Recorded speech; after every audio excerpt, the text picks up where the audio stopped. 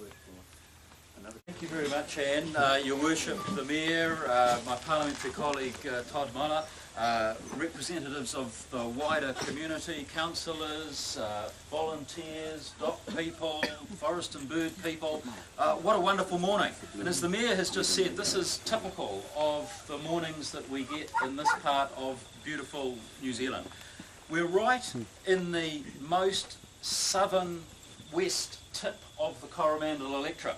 And although this is very firmly part of the Western Bays, the Coromandel electorate extends right to here and across to almost to Morrinsville, and then across the whole of the Hauraki Plains, and then right up, of course, to the top of the peninsula. Includes Kaiawa and Mangatangi and the Red Fox side of Maramarua.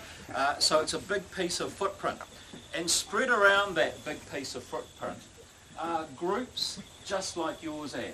You and your trustees, your volunteers, who have taken it upon themselves to take not only physical responsibility, but also what I care to talk about as emotional responsibility for the restoration and protection of some of our most beautiful and precious environmental asset that we have, which of course is our beautiful bush.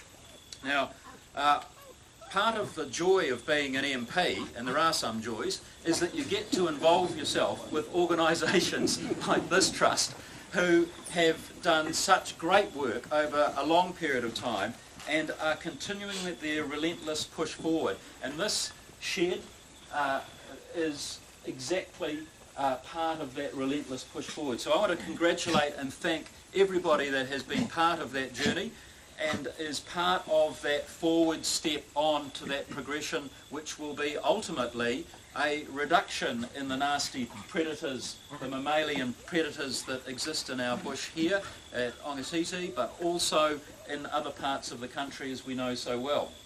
And I'd like to think that having seen some parts of the country, having had the pleasure of visiting Kapiti Island recently, and knowing that in our part of the world we have Cuvier Island and a number of other areas that have been now pest and predator free for many years, and having seen how forgiving and how responsive our bush is and our bird life is, how forgiving our bird life in particular is once the predators are removed or contained. Anne's right, the bird life comes back, the canopy comes back, and so much of what we knew of it the way it was before these pests and predators were introduced can be revealed and its true beauty made available to us all.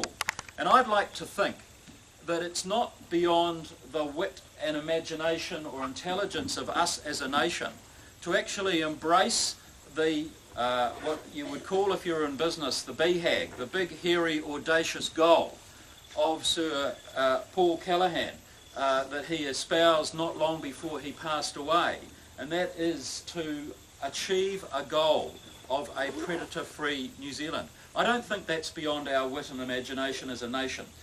Is it expensive? You bet. Is it going to take years? You bet. Is it going to be difficult? Absolutely. Is it something we currently have all the answers to? Of course not. We don't have all the answers. But is it a journey and a mission and an aspirational goal that we as a nation could seek to achieve and start along a pathway towards? Absolutely, in my view, I think we could and we should. And so this project here is just another part of a much bigger jigsaw that is occurring all over not only our region or our electorate, but our entire country. And I just want to conclude by congratulating you and your trustees, your stakeholders, and everybody who has been involved in this project. We should be celebrating and congratulating. This is entirely appropriate. Good on you. Thanks very much. Keep up the good work and keep the project going. Thank you very much. Koutou katoa. I mihi ana ki te rangi, e mihi ana ki te whenua, e mihi ana ki te ngāhere, e mihi ana ki te rangatira mā, land, Basil. E mihi ana ki te tātou. Tēnā koutou, tēnā koutou, tēnā koutou katoa. My name's David Spears. I'm the Director of Conservation Partnerships for the Central North Island, which is a somewhat dauntingly large area that spans an area covered by Wanganui, most of the west coast up to Kawhia, across to Waihi Beach and all the way down to Te Arawera and everything in between. So I spend a lot of time in my car. I also spend a lot of time coming to special places like this, and Scott's right, there are places like this dotted all over the place where you truly see what conservation is about. One of the things about going forth in a line of speeches is you write a speech and then you realise that everybody said everything else. So what occurred to me on the way here, actually, I was talking to my boys who I brought, next generation of conservation volunteers, about what it is that conservation does and why we were coming here today. And I was reflecting on the DOC logo. Next time you get up close to one of these, just remember personal space. Have a look at the logo, because the top is blue, and that is to symbolise Ranginui, the Sky Father. The green bit is to symbolise Papatūnuku, the earth.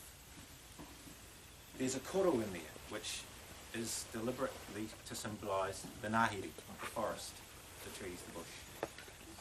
The green bit is in the shape of a kiwi, which is there to symbolise not only our nature, if you like, our nature as Kiwis, but also the birds and the animals that make up what's special about New Zealand. But what's really important is that it's surrounded by a white line. And the white line that surrounds the whole is there to symbolise people. And one of the things we sometimes forget when we get carried away with conservation is that people are as important in conservation, as a part of conservation, as well as in making conservation happen, as anything. And here today you've got the perfect crucible, if you like, of all of those things coming together. I won't try and advocate for conservation because I'd be preaching to the converted, and Anne's already done a better job of articulating than I possibly ever could. But what I will do is say it's immensely humbling to come to a place like this when you are a senior manager in the department and see people who are actually really doing conservation and really making things happen. So I take my hat off figuratively to you all, and I congratulate you on this amazing facility. I really think it's important to recognise the real rangatira in this space in Anne and Basil, who's just moved, he was sitting there, who's making the cup of tea. How's that? Now that's leadership. Because the vision and support that people like that bring is extraordinary, and it is people like them and people like you that really are at the heart of conservation. I will make a plug, Anne raised it so I will, for the really big picture in this place, which is the Kaimai Catchments Forum, Kaimai Catchments Project. That is a collection of not always like-minded individuals, I have to say, who have come together to try and exercise a like mind around conservation outcomes for the Kaimai Manukau's. And the key thing about that project and about that collective is leverage. We can't do this on our own, and we can't do it as individuals, but when we come together as agencies and involve iwi and the community, we really can leverage a huge amount from that. And that's a really exciting project. At the moment, it's all about visioning, it's all about setting some strategic goals. What I really hope we can achieve in the next 12 to 15 months with that forum is actually some implementation, some on-the-ground outcomes and some really big projects. This place really needs some large-scale pest management, and I hope we can achieve that in the next few years, some really big picture. I see Anne Mackesy back there from the Conservation Board, and thank God she's nodding. Nice to see you, Anne. So, what I'd say, keep up the good work, guys. This is amazing. This is what conservation is about. And be confident that the agencies are getting together, and instead of just doing talking, we are actually starting to do some implementation. So, ka kite anō, thank you for having me here today, and congratulations. Kia ora koutou everyone, thanks for coming out today to Ongatiti. Ongatiti is loosely translated as shroud on my shoulder, so very appropriate that we haven't missed today. Forest and Bird became involved at Ongatiti in 2006 when the local Tauranga branch partnered with Karikat Rotary to start the pest control project here. And over time, other branches that surround the Kaimai Mamakus wanted to become involved, and they set up a committee called the Kaimai Mamaku Working Group. Now, we do a number of things, including an annual 5-minute bird count throughout the Kaimai Mamakus, and we're members of the Kaimai Mamaku Catchment Forum that Anne and David have talked about. So we're participating and driving for greater pest control over the entire forest park. I'd like to start, after that background, of thanking some of the people who have supported this project. The B.A. Lewis Trust, who gave some money towards the construction of this kohanga, or shed. All of the forest and bird branches that surround the Kaimai Mamakus, that includes Tauranga, Tipuki, Rotorua, South Waikato, the Waikato, and Waihi section. Thames Hauraki as well. I'd like to particularly mention the Tauranga and Waikato branches for some recent funding support, and also North Canterbury branch. So our southern cousins are supporting the North Island here, which is great. United Parcel Service, a courier firm in America, they've recently given 15k towards this project. Department of Conservation and Bay of Plenty Regional Council, who have provided support and financial support over time. Our latest supporter is Simply Pure. Now, Simply Pure are a alcohol liquor producing company, and their Blue Duck vodka and Black Duck gin are top shelf, just like Ongatiti. I'd also, Black Robin, thank you. I'd also like to acknowledge Hamish Dean. Hamish Dean was our Kaimai Connection Coordinator, and he worked on the project for close to a year and really kicked off that expansion of the area past the 280 hectares that Anne referred to, up to the 500 now. So thanks, Hamish. And also Mark Boys, who is a local here that started out as a volunteer and now does some contracting work in the area. And both these guys represent really hard-working, diligent people with great initiative. So thanks, guys. I'd also like to thank the Ongatiti Forest Restoration Trust for their ongoing hard work and perseverance in this project. Now, the Trust is made up of all of the community volunteers that come here on a Saturday and do the pest control. The Stoke Busters that were mentioned earlier on. I put an analogy to the Trust of like a beehive. So there's some similarities and some differences. So in the Trust we have 3 bees. We have Barry, Basil, and also Barbara.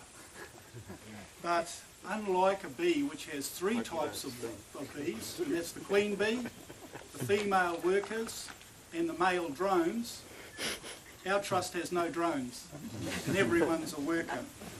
And I'd like to mention the other people in the trustee group, the governance group, which include Anne and Kate Graham, the great mother and daughter team, Nigel, Ian, Campbell, Eddie, Tom, David and Peter. Without these people at the helm of this project, we wouldn't have got where we are today.